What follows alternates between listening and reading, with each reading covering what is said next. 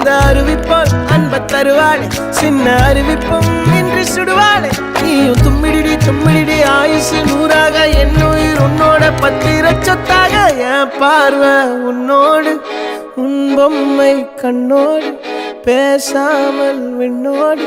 நாம் மிதந்து போவோம் காதாரா அடியாளோ நான் தாங்க